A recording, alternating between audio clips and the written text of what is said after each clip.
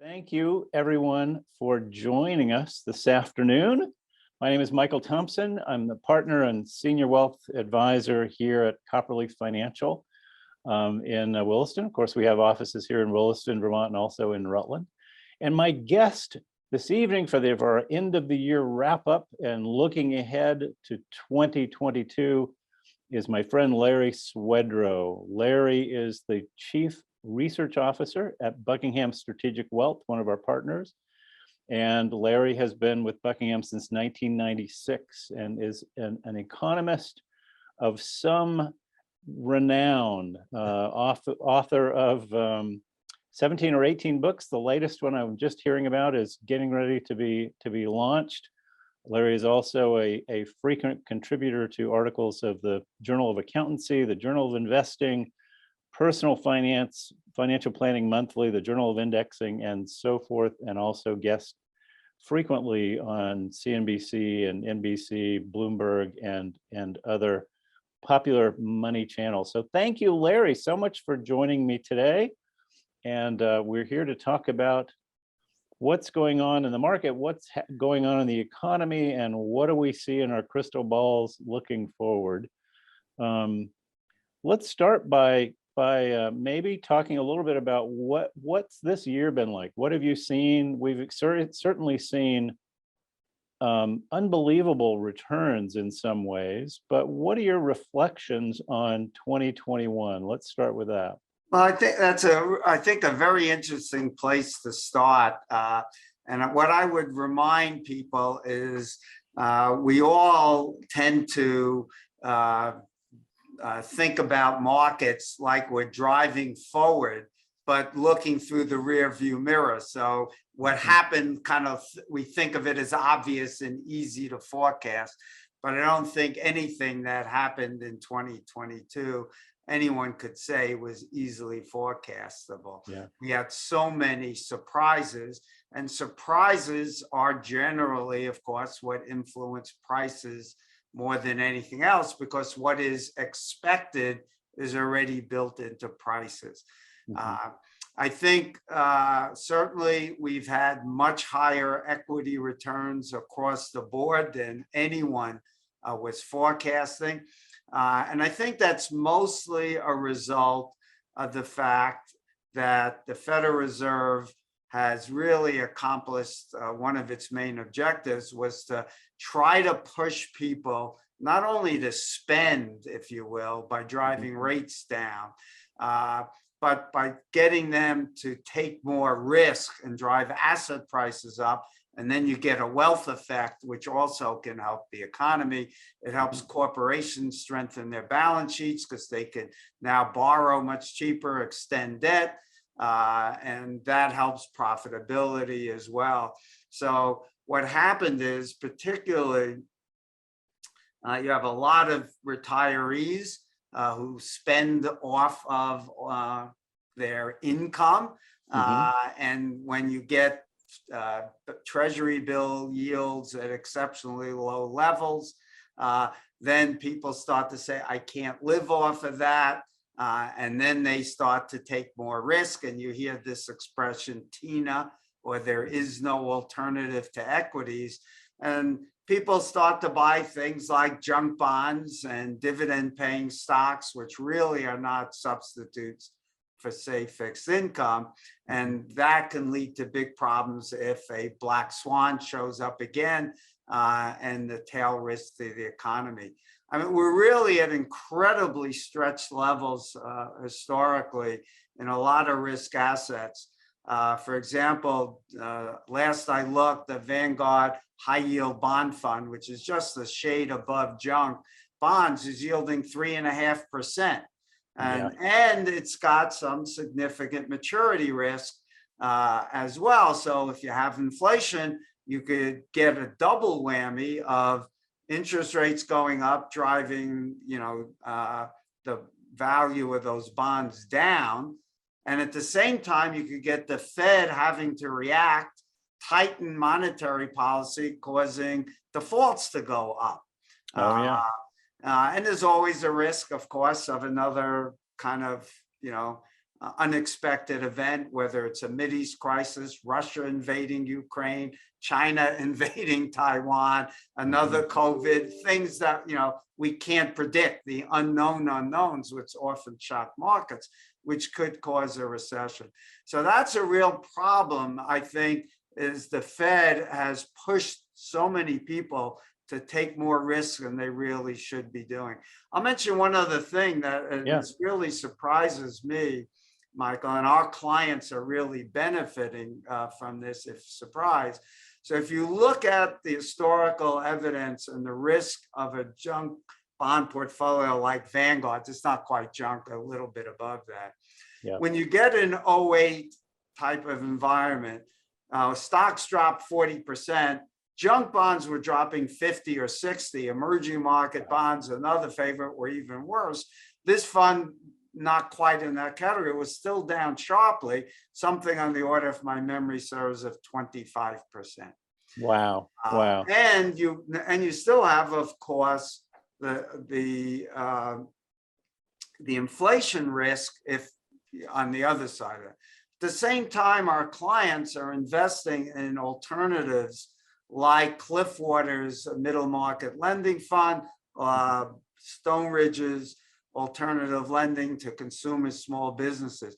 Now, those are clearly riskier than safe treasuries. Sure. On the other hand, depending on which fund we're talking about, they're yielding between roughly 8 and 10%, and they virtually have no inflation risk. Right. And during an '08, we think they would lose in the single digits, whereas Vanguard's high yield fund, which is only yielding less than half of either of those, would have lost 25%. So we think these are much better alternatives for people who either have the need or the willingness to take risk. In fact, they have higher expected returns than equities, which are clearly far more risky historically. And if you look at, say, just COVID, when those funds dropped 3 or 4%, the S&P dropped 35%, and some securities did even worse. So that's one of the surprises to me. We have this anomaly where I think that tells me one of two things is likely to happen. Junk bond yields have to go up because they're just suppressed, and eventually that's our weaker credits. Or I think this is also likely, the incredible high yields that our clients are getting might come down because more capital will flow into what looks like a much better investment. So I don't know that historically, we would have expected them to return 4 to 5% above treasury bills, right? But we're getting this massive illiquidity premium, and right now they're yielding 7 to 10% more. I don't understand why more people are not taking advantage of that. That's an important note, and certainly we're including where it's appropriate those types of alternatives to really help our clients diversify that way and provide a little that element that isn't correlated to the returns of equities and gives them some of that protection as opposed to higher yielding bond funds.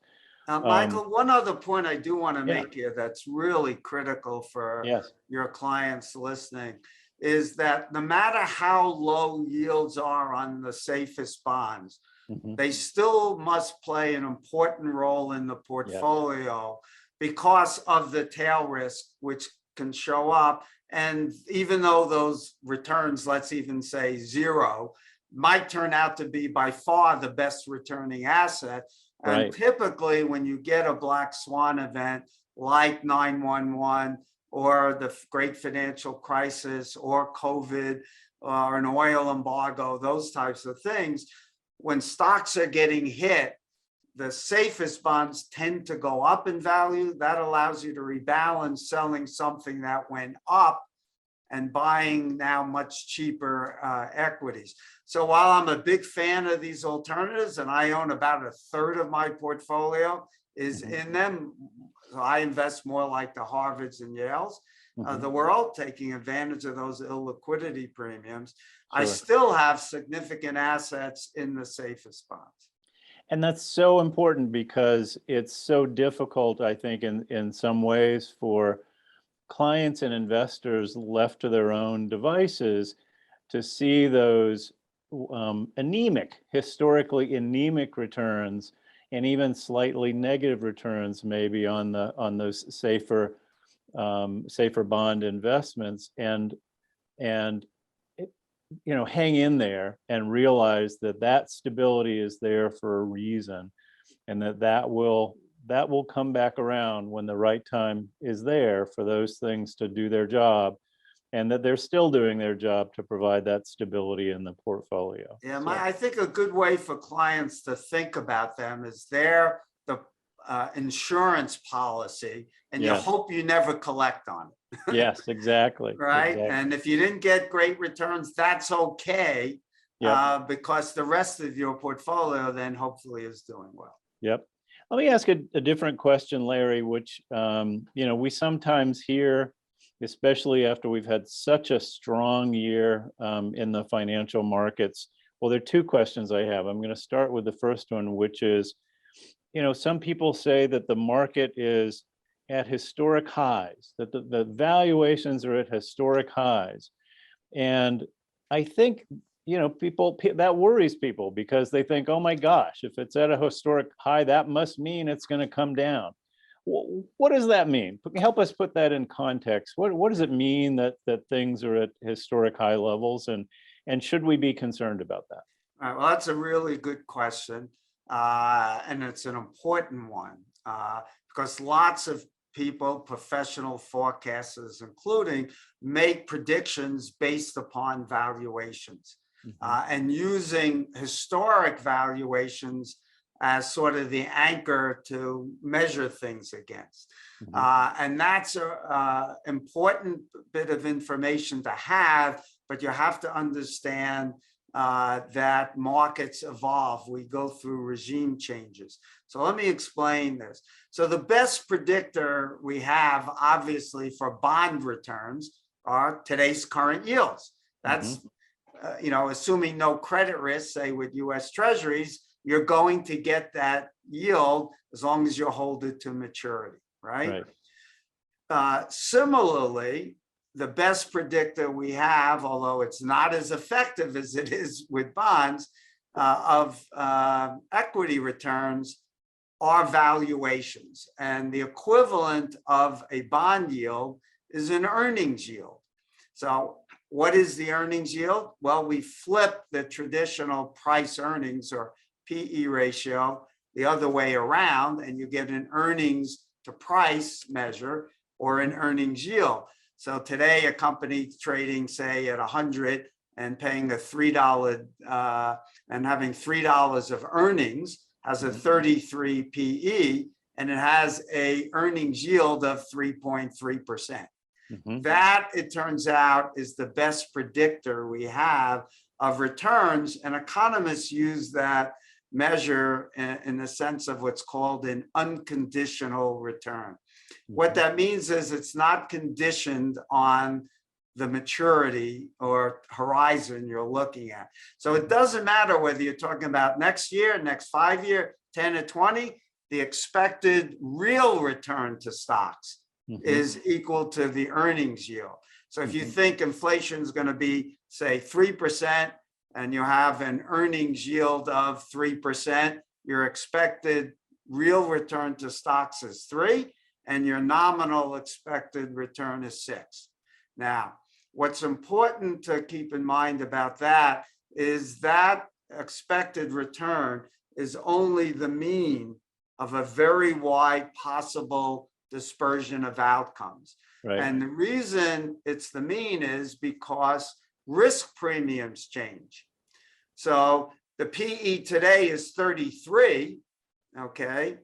If the PEs go up to 40, then you get a higher return in the short term because you got a capital gain. But PEs could go down to, say, 15, and then you would get clobbered if it happened overnight. Your stock prices get cut more than half. If it took 20 years to get to 15, you'd lose like 1% a year. So depends on the speed. The historical average return to stocks has been about 10%. There's not a coincidence there that the earnings yield or the PE has been about 16, 17. So PE 16, 17, invert that 6 to 7, you're right at where stock real returns have been. And so people like Jeremy Grantham of GMO is pretty famous. John Hussman, another name, people who go on the internet hear him all the time. Back in 2013, as far back then, when what's called the Shiller Cape 10 ratio was trading at like, say, 30 or something like that, they were saying that maybe it was even like 25, I think. They were saying that stocks were 70% overvalued relative to history. And they were right about that, but then forecasting a 70% drop in the markets. And I wrote several pieces explaining why I thought that they were dead wrong. First of all, we believe the market price is the right price in the sense that it's the best estimate of future returns, and we can't predict what the speculative return will be, meaning the change in the risk premium or the PE ratios. But those 100 years of, we actually have 150 years now of data on the S&P 500. And if you look at that data and look at the average PE, what you're looking at is periods when there was no Federal Reserve, no FDIC insurance, no SEC, no accounting standards boards. All these things have made the markets much less risky, much safer investments, clearly better accounting standards, SEC preventing frauds. The Federal Reserve has learned from its mistakes even over the decades, tightening twice, during the Great Depression, extending that, learning from the mistakes, hopefully, of the 80s or 70s, not repeating that. So, and on top of that, implementation costs have come way down. Right. Mutual fund expenses have collapsed, bid offer spreads, commissions. For all those reasons, investors are keeping more of the return available on a gross basis, and it's much safer. The Federal Reserve has managed to dampen economic volatility much more. We don't have rolling depressions like we used to have in the 1800s and in the first several decades of the 1900s. So people feel safer and therefore are willing to pay higher prices. We're also a much richer country, and people who have wealth are going to invest it in equities. And that's a global phenomenon. The richer the country, the higher equity value. So our view is that high valuations don't tell you the market is overvalued. What they do tell you is expected returns are much lower. Right. That's what's the big mess. One other point. When people say the valuations are very high, that's certainly true of bond yields, which valuations are high, yields are low. But it's only true for stocks in the US and growth stocks. Right. This is a repeat of the late 1990s. The rest of the world, PEs are very similar to where they've been historically. So more like about 16 or so outside the US, and more like 10 to 12 in emerging markets. And value stocks are trading at the cheapest levels they have ever been relative to growth stocks, cheaper than even they were in the tech bubble. So that means that if there's any sector that's overvalued, it's the high growth stocks. The others are much cheaper, and therefore they have higher expected returns. Such an important point, Larry. Such an important point that I try every day to help investors learn and understand. And part of that has to do with our impression of what is the market. And so many people don't understand that when they're looking at an index like the S&P 500, for example, especially these days or in recent history, how much that index is really influenced by a relatively small number of companies. Isn't that true? Absolutely, because both the S&P 500, the Russell 1000, or a total market index, are market cap weighted, so they don't have to trade. So if one price goes up, you don't have to sell as if you had an equal weighting, say, all 500 stocks. You don't have to trade at all because your portfolio is reflecting the market. Today, we are the most heavily concentrated we have ever been, even more concentrated than we were in 1999 before that bubble burst. Today, the top 5 stocks account for something like 20% or 25% of the whole market. Yes. So you're making a big bet, if you will, on those stocks, and they are priced at very high levels. And that doesn't mean they'll do poorly, right? It means that the market's either expecting very high growth rates, and if it doesn't get them, then you see big disappointments and price collapses, or it's saying these stocks are very safe and I'm willing to pay a high price and get a low expected return because of the safety that they project. But that low expected return is such an important element. And how important it is, or how important is it for investors to really look beyond those 5 or 6 stocks that are overwhelmingly representing the market, and really look at other parts of the market where those valuations may represent greater long-term expected returns, like smaller companies or what we call value companies. Isn't that true, that we can apply some of that data, some of that thinking to helping our clients influence their portfolios? Yeah, well, there's some really interesting historical information that I think can help people. First of all, almost every decade, the top 10 largest stocks are completely different. Typically, only 2 or 3 remain because of competitive forces.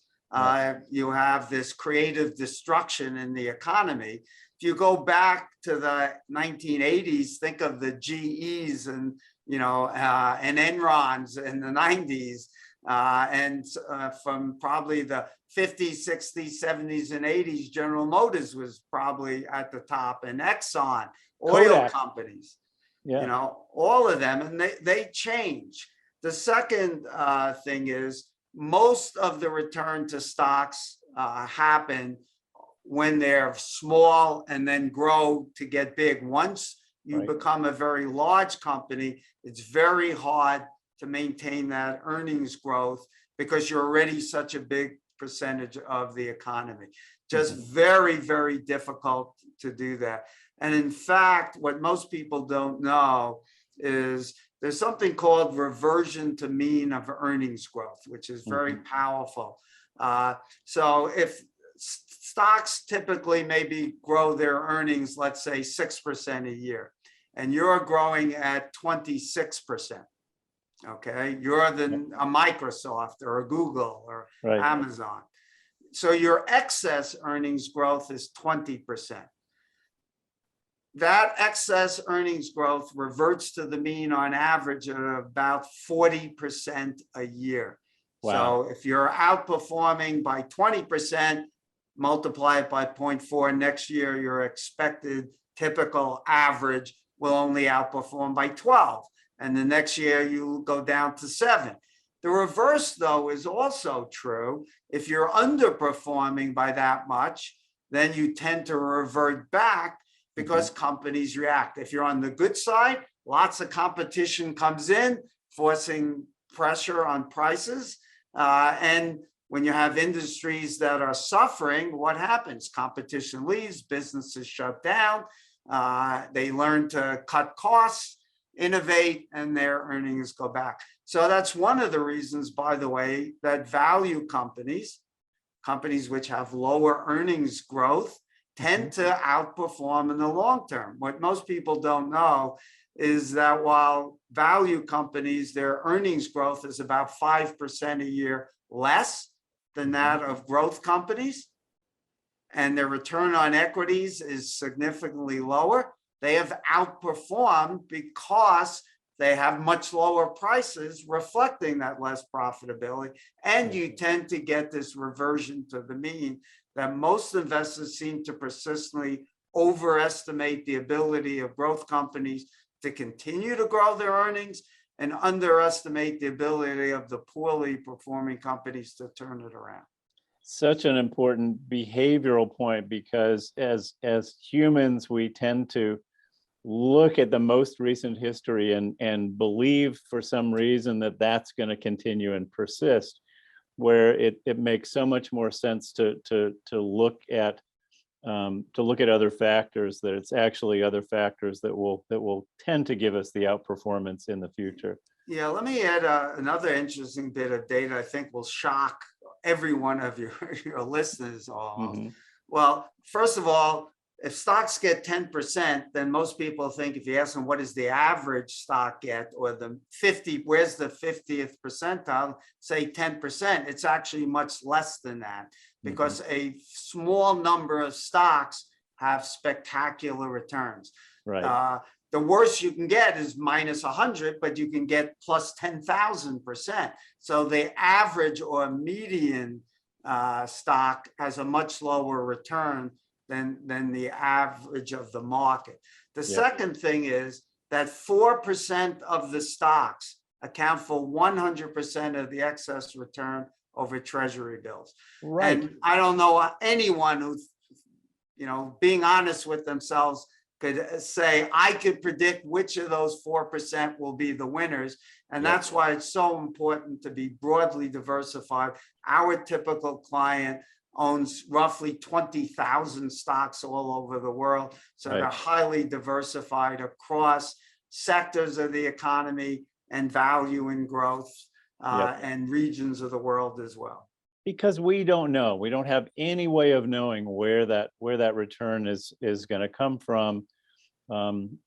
Otherwise, we would be, we wouldn't be sitting here. But nobody can. Which brings me to another really important point, I think, Larry, or something that I've observed over the last couple of years for sure, which is, I think there has become a very persistent perception of investing more like gambling, or more like going to the casino. And I've never seen it in my career quite so extreme as it is now. I think when you talk to the average individual about investing, in their minds, they're really thinking more about a short profit and putting down some chips on the roulette, the craps table or something.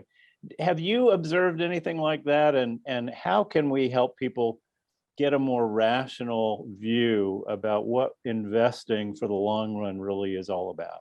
Yeah, well, first thing, I think you're actually subject to recency bias. Yes. And forget that well, let me say it this way. One of my favorite expressions is that there's nothing new in investing, only the investment history you don't know. Right. So in the 1920s, Bernard Baruch was considered one of the smartest businessmen. He made his fortune by getting out also ahead of the Great Depression. And line was, when you start getting your stock tips from the shoe shine boy, there was massive amounts of gambling then on all kinds of penny stocks and stuff, which was unfortunately, we didn't have an SEC around, so lots of really bad behavior. But more recently, we had the late 1990s, and people buying anything with a .com on it. Literally, companies would change their name and just put a .com on it, and the stock price would double. I remember. Yep, it's true. And you had all those E-Trade commercials with the crazy young kid, and so the same phenomena. There's nothing new here. This is human behavior, and it's unfortunate that people get caught up in these biases and the excitement and this fear of missing out and thinking it's easy money and stuff. Well, Warren Buffett doesn't pay any attention to the noise of the markets. Right. The markets are really unpredictable, and in the long term, investors are far better off having an investment plan, sticking with it, and not trying to trade effectively. Peter Lynch was 100% always in the market, greatest mutual fund manager probably ever. Warren Buffett tells people never try to time the market, but if you can't resist, then buy when everyone else is panic selling and sell when everyone else is getting greedy, which is now, right. and stuff. And sadly, we see these horror stories come up after the fact. In the late 1990s, when the bubble burst in March of 2000, there were all kinds of stories, even of suicides, depressions, divorces from people who saw their life savings get wiped out in that crash. And the same thing happened in 2008. And now I'm almost certain you're going to see the same things, happening now, because margins are again at exceptionally high levels. People are day trading and all this kinds of stuff. In the end, these things always have ended badly. It's really true, Larry, and thanks for the reminder. I certainly have been subject to a little bit of that recency bias myself. Just seeing it, it makes me afraid for so many people that aren't getting good advice and aren't getting good help to sort of keep their feet planted firmly on the ground. It reminds me of something else, which is I think it's very easy for people to be confused about the difference between the market and the economy. And I think people really think of those things often as synonymous. Tell us a little bit about your thoughts about the relationship between the market and the economy, and are they the same? No, they are very different things. You might even think of it, maybe an analogy that might help is weather and climate are different things, right? Weather is what's happening today. The climate is over a long period of time, right? So maybe a similar analogy is this. The economy is what is happening today. The stock market reflects investors' expectations of what will happen in the future. So this might be the most helpful thing. Right at the bottom of a bear market, things look darkest, right? Investors are panicking. The world looks like it's coming to an end. Unemployment's going through the roof, whatever the problem is. And that's when people panic and sell. That's actually when the economy is doing the worst, but the market may actually start to turn around because it's forward looking. And all you have to do is look at the history of recessions in the market, and you'll see this pattern. You'll see that when the market's high and the economy's doing well for a long time, right? People are enthusiastic and PE ratios are often high, but that may be the peak in the economy. The other side of it is when things are really bad, what's going to be happening? Well, unemployment's high, et cetera, all these bad things we know about. But the Federal Reserve and the government are not sitting there doing nothing.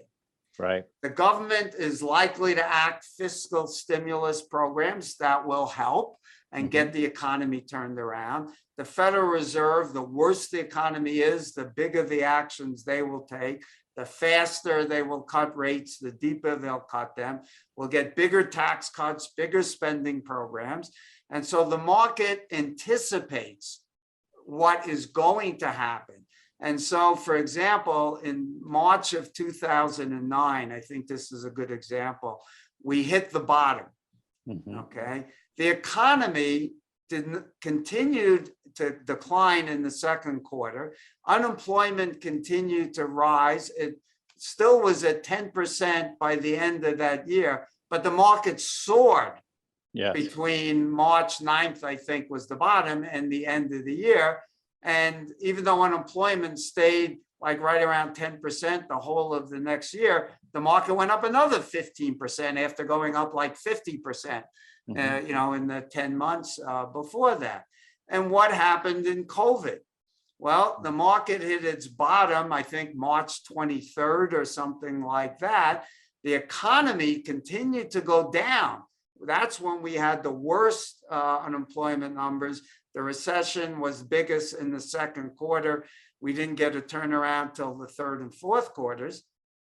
But the market took off on March 23rd or so because it anticipated actions. So the market is the leading indicator of the economy. It's not a perfect one. There's an old joke that the market has forecasted, 10 of the last 5 recessions. So sometimes it goes down. It doesn't mean you're going to get a recession. But it is actually one of the leading indicators the government uses. So what I've always tried to remind clients and investors, when things are looking worse, you have to sit there and be calm, because the odds are that the government and central banks are going to be taking actions to turn things around. And this is when equity prices are at their bottom, which is why Warren Buffett tells people when everyone else is panic selling, that's when you want to be a buyer, because prices are cheap, expected returns are high, and likely governments will act to turn. Now, that's not a guarantee, right? But it is certainly been the way people have accumulated great wealth, is by sticking to their plan, but even better, rebalancing. So buying when everyone else is panic selling, not predicting anything, just recovering back to your 60% equities or whatever they were. Such an important point, having the discipline, having a plan, and hopefully having someone like us that can be there beside you and help you with that discipline of rebalancing and making sure that your money is getting invested appropriately over time, and taking advantage of those things that the market and the economy gives us. And remember, the other side is just as important too. You want to be taking the chips off the table when their markets have given you a gift of much higher expected returns, and that gives you more ability to absorb a loss if you get a downside, and now you can get to buy cheaper again. Yep. So important. I want to remind our listeners that we are available for questions. If you have a question, go ahead and enter them in the chat box. We'll also set aside a couple of minutes at the end in case you have questions you want to ask them at the end. But I'd encourage you to go ahead and ask any questions that you have along the way for us. It's nice to have Larry. We don't get to talk to Larry every day, so periodically it's nice to get a chance to ask him some hard questions.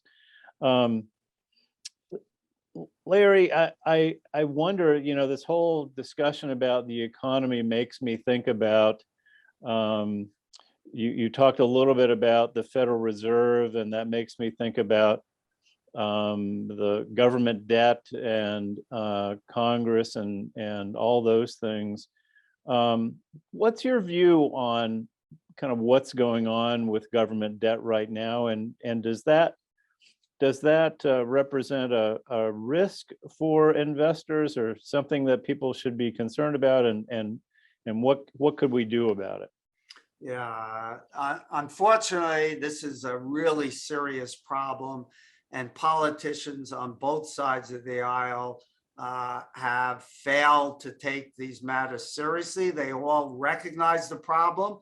So the Democrats blame Trump when he cut taxes, blowing up the budget deficit, and rightly, and at the same time, the Republicans then blame the Democrats when now they're blowing up, and everyone agrees it's a problem, but both sides don't take it seriously enough.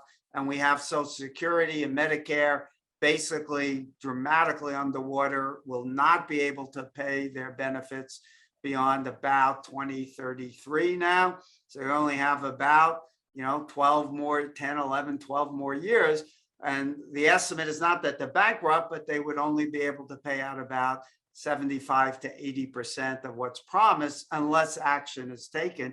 And the longer they wait, the bigger the action has to be. But let me point this out, that number one, there's an old saying in economics and investing that something that can't persist will eventually end. PE ratios don't go to the sky, And if they get way up there, eventually bubbles burst. And the same thing true is, Michael, if you take on too much debt and you can't pay it, well, then somebody, comes along, knocks on the door and demands repayment, takes your home or, whatever. The same thing is really true about governments, because what happens is if your debt burden gets too high, people won't lend to you anymore or demand a big risk premium in doing so, because they're concerned about getting that money back.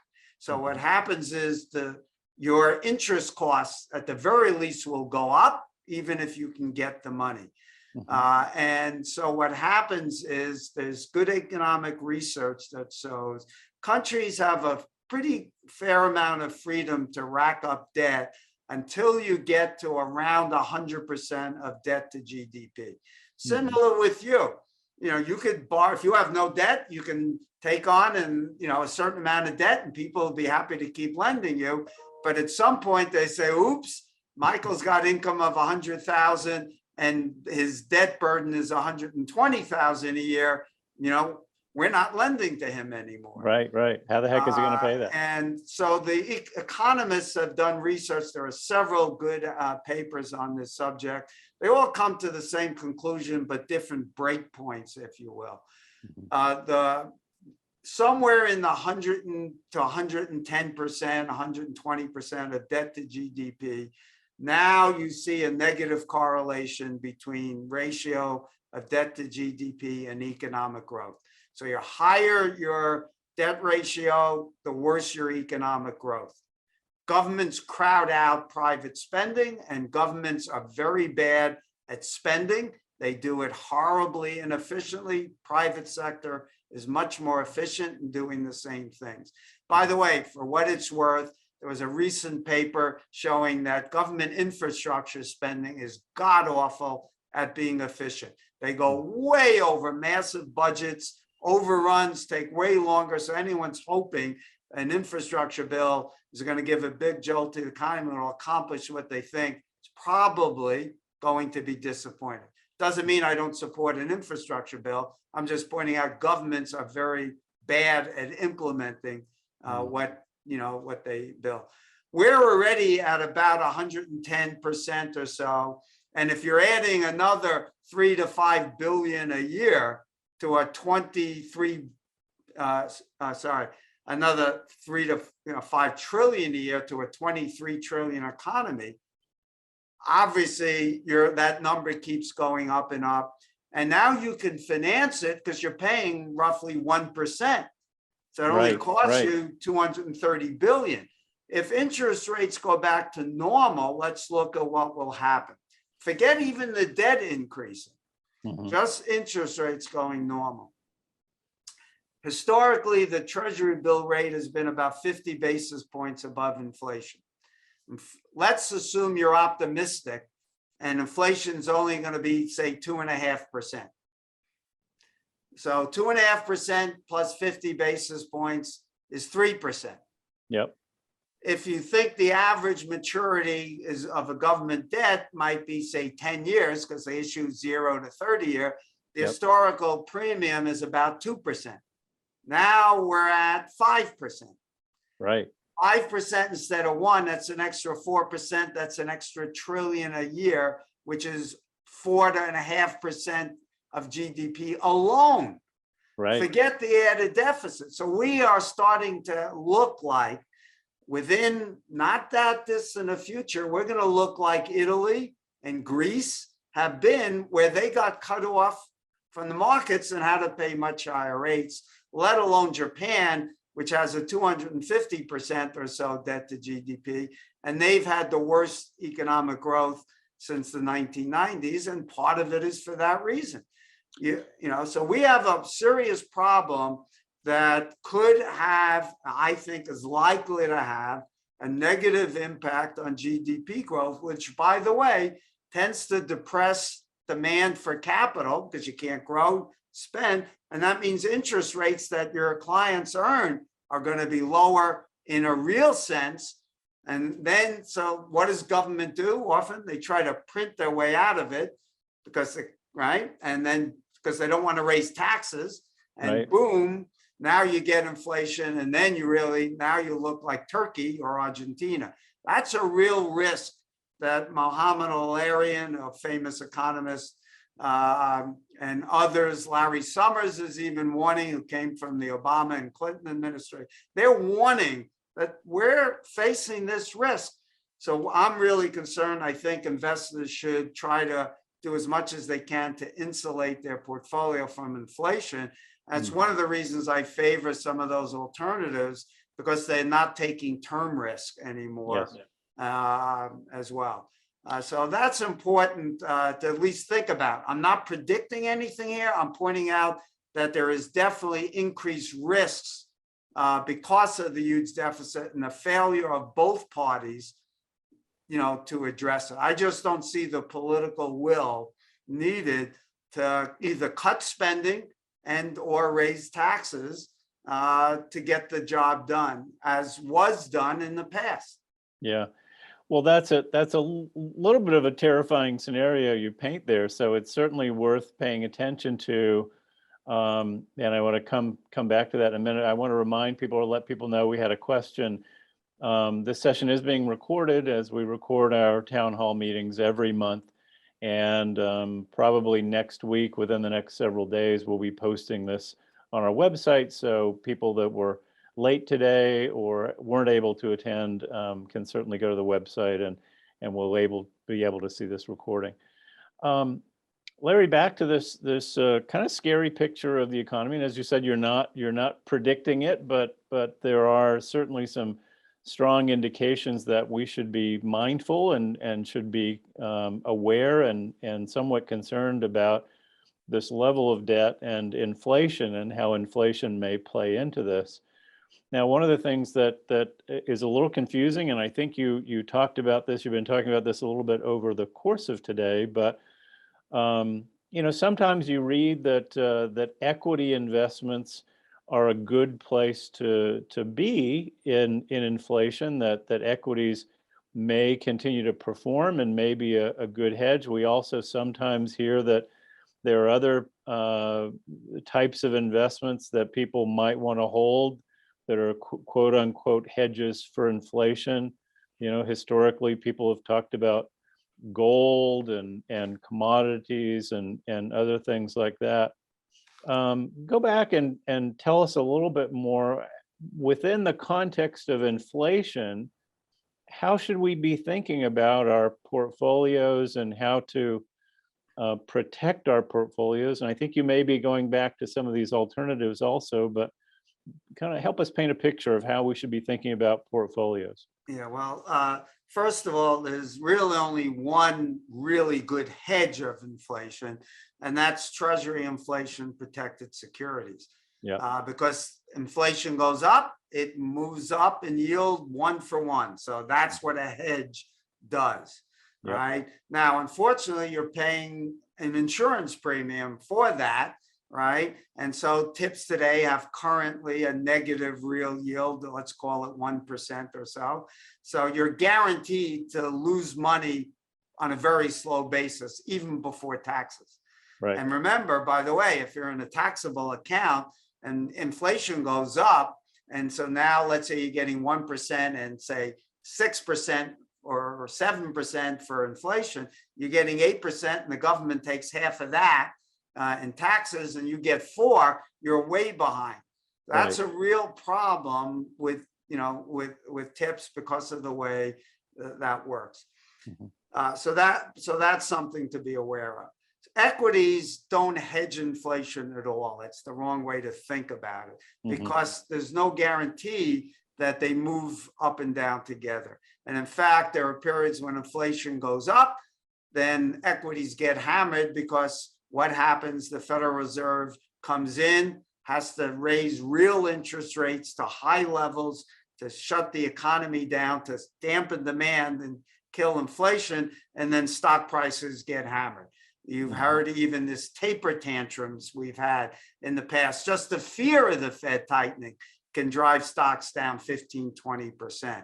But in the long term, mm-hmm. equities are real assets. They generate earnings that match, grow with inflation, and you get a risk premium. So that's how you're rewarded with equities, not because they're a good hedge with inflation. It's the long term. Yeah. It's the long-term risk premium that you capture, but there's no guarantee, right? There are some assets that tend to do better with inflation, things like real estate, but only certain types of real estate.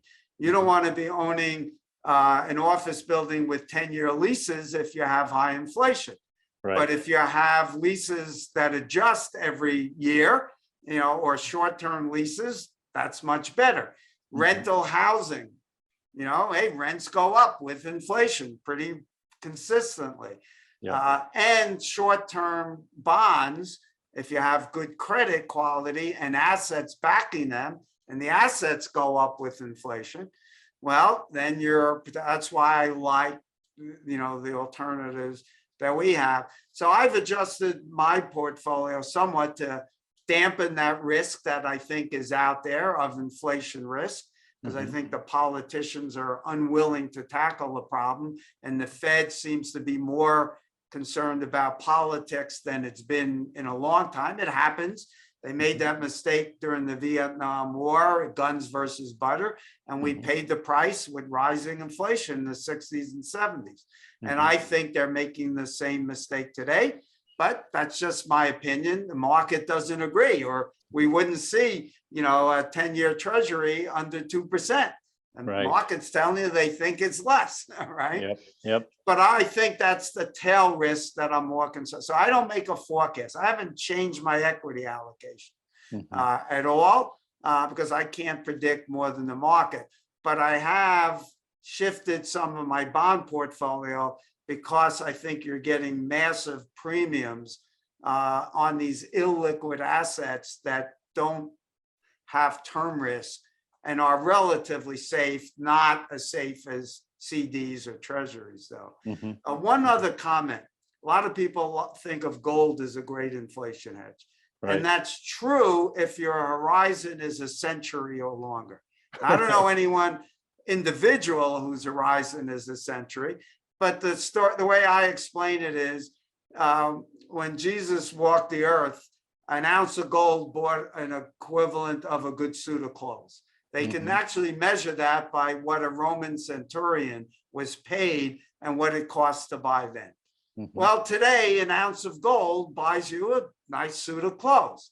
So you've gone over 2,000 years and earned nothing in real returns.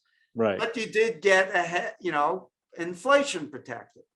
I don't think I want to invest my money and get no return just to have that inflation hedge. But it's not even a good inflation hedge. In fact, it's a terrible one in the short term. 1980, gold hit $850 an ounce. In 2003, I think it was still around 270, maybe it was 202, 203. That's when it bottomed out. That's 23 years or so. It lost in real spending terms. When inflation was running 4% a year, it went from 850 to 270. That means it lost almost 90% of its value in real terms. So gold is not a good inflation hedge. It can sometimes be a flight to safety. You hear wars, Russia invades or things like that. Especially outside the US, you get people in China and India. That's where they tend to put some of their money for historical reasons, cultural. So you do see moves there. So if someone wanted to hold 1 or 2% in gold, I'm not going to object, but don't expect to get good returns. Maybe you get lucky there. So I'm going to, we're getting close to the end of our hour, and I'm going to bring us around to another alternative, supposedly alternative, which is crypto, or what people are calling non-fungible tokens. Certainly a lot going on in that arena, a lot of speculation. The blockchain is without a doubt an interesting technology. What's your current thinking about that space? Yeah, well, first, this subject alone, you could probably spend an hour. We'll try to do it in a couple of minutes here. Right. And Michael, I did write a piece 4 years ago. I haven't changed my thinking about it. We make no forecasts. We presented a pro and a con case. So I'll do that here in the next 2 minutes or so.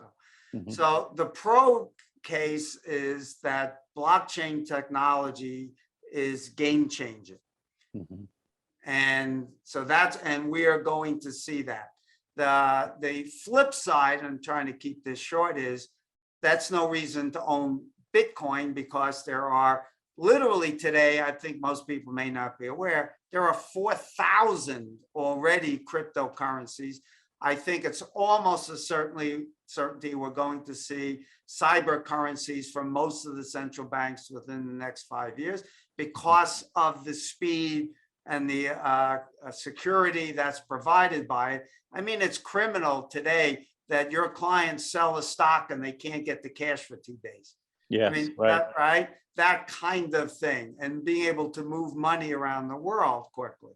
And by the way, Bitcoin, a lot of people think, well, it's great because you have secrecy. No, it is a blockchain and the governments can go in and find out who did what. There really isn't that secrecy. Now, so my view is this, as a trained economist, since there is an unlimited supply of the potential for alternatives to Bitcoin that can do as well or better than Bitcoin, my logical argument, then the price should go asymptotically towards zero. Because if you have an unlimited supply of anything like air, right? Now, however, there's something, a network effect that can happen. And that if lots of people have a belief and have put a value on that, then even though there may be 4,000 alternatives, and even if they're better, if everyone's using them, it's like the beta and the VCR. The beta was a much better product, but the other technology took over and crowded it out. You had the network effect. Well, the same thing can happen. So Bitcoin or Ethereum could. So I can't predict the future, but I can tell you there's no way to put an economic value. There's no cash flow, so there's no way to estimate it.